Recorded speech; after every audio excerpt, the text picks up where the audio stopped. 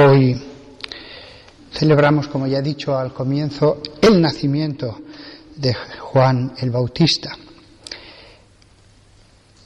Si hubiera sabido que íbamos a leer el pasaje en que aparecía su padre, Zacarías, que le tocó en el turno servir ante el altar y entrar en el santuario del templo a ofrecer el incienso, hubiera puesto incienso en la misa para que lo que leemos en la palabra se haga realidad en los hechos. Porque nosotros intentamos fuera de la misa y en la misa hacer realidad la palabra de Dios. Nosotros somos la materialización de la palabra de Dios. Lo que antes era palabra, ahora en la Iglesia católica es hechos. Si en el Evangelio las palabras dicen que hubo un profeta, Zacarías, que le tocó servir ante el altar y ofrecer el incienso, tenemos la posibilidad de leer eso y ponerlo por obras. Las realidades de la palabra hechas obras. El deseo de Jesús, del Espíritu Santo, del Padre, de que la palabra se haga obras, de que nosotros seamos la materialización de las Escrituras, de lo dicho en las Escrituras.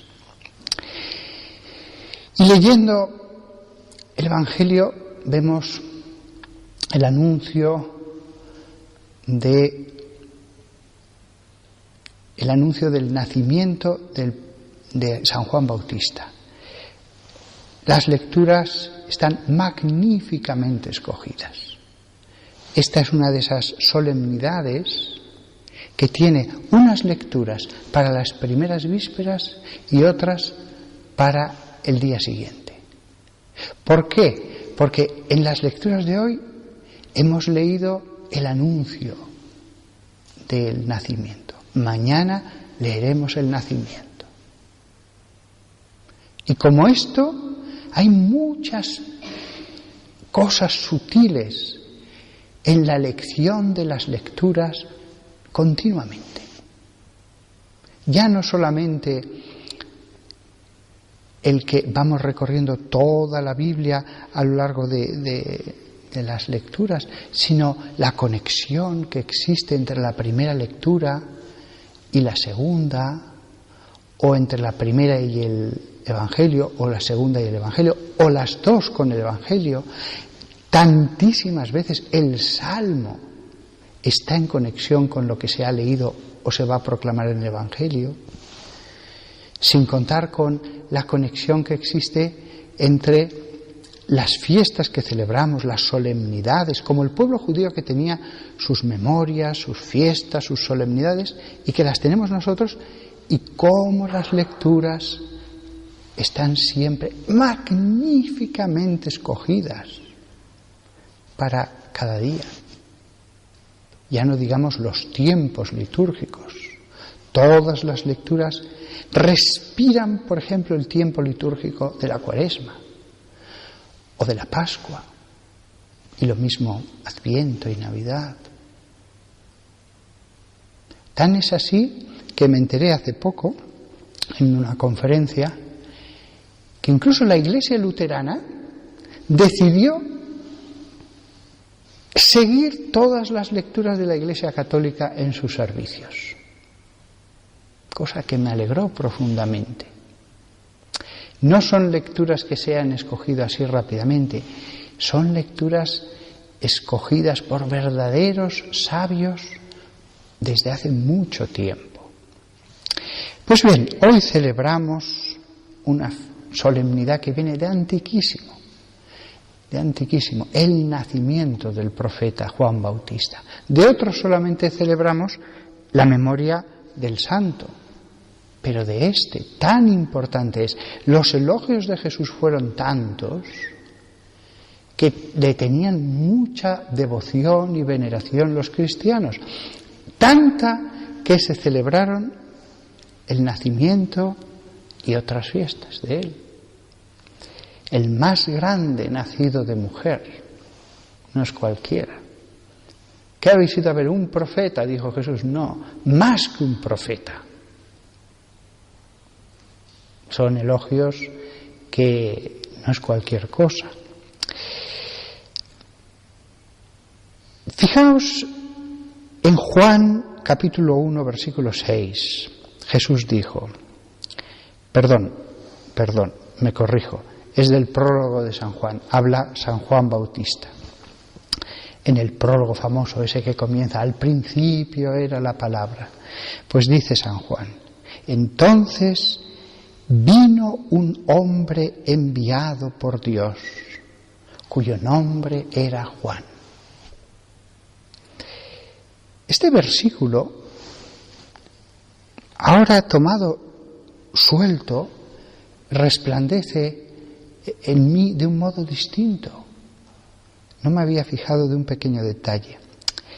Entonces vino un hombre enviado por Dios cuyo nombre era Juan. Es decir, Dios, el creador de todo el mundo, de todo el universo, de toda la humanidad, el creador de la Iglesia católica, el creador del antiguo pueblo de Abraham, como si cogiera su dedo y apuntara y dijo, Juan, es el profeta que os envío. Todo un Dios diciendo, no el de al lado, no el otro. Juan no estaba solo, tenía un grupo seguro de personas viviendo en el desierto en oración como si fueran un monasterio, una comunidad de hombres entregados a la oración. Se habla de los seguidores de Juan en el Evangelio. Sin embargo, Dios dice, no, es mi voz, es mi mensajero. Esto es muy interesante, porque el profetismo es una cosa tan personal, como si el dedo de Dios apuntara y dijera, Puede haber hombres santos al lado de Juan, hombres buenos, hombres que llevan su misma vida, que comen lo mismo y hacen sus mismos tiempos de oración. Pero la misión única, peculiar, la culminación de todo el profetismo es de un hombre concreto mencionado por su nombre, por el mismo Dios. Lo mismo vale para todos los profetas, aunque este sea la culminación. Cada profeta que Dios ha enviado a la humanidad, Dios podría decir, escuchadle a Él. Él es mi mensajero. Él. Podría en un momento dado tener 20 mensajeros, 80 mensajeros, 200, para que no se ensoberbecieran, para repartir. Pero normalmente no es así, porque Dios quiere dejar muy claro quién habla en su nombre. Claro, tiene que escogerlos muy bien para que no se destruyan en esa misión, para que ese fuego que ilumina a los demás no les consuma a sí mismos en la soberbia. Tienen que estar muy escogidos. Pero una vez que Dios escoge a alguien, lo prepara, le da las cualidades determinadas, dice, Él, vino un hombre enviado por Dios, cuyo nombre era Juan. Lo mismo podríamos decir en otros momentos, Ageo, Joel, Baruch y tantos otros de los grandes. La primera lectura que hemos leído del profeta Jeremías, y con esto voy a acabar el sermón porque esto demuestra ese carácter absolutamente personal de la elección. Cuando la palabra del Señor vino a mí diciendo, antes de que te formara en el seno, te conocí. Antes de que nacieras, te coloqué aparte. Te designé como profeta para las naciones. Ningún mérito. No había hecho nada. Estaba elegido no en el vientre de la madre, sino antes de que yo te formara en el seno, te conocí. Por eso, el respeto tan inmenso que tenemos que tener hacia los mensajeros de Dios.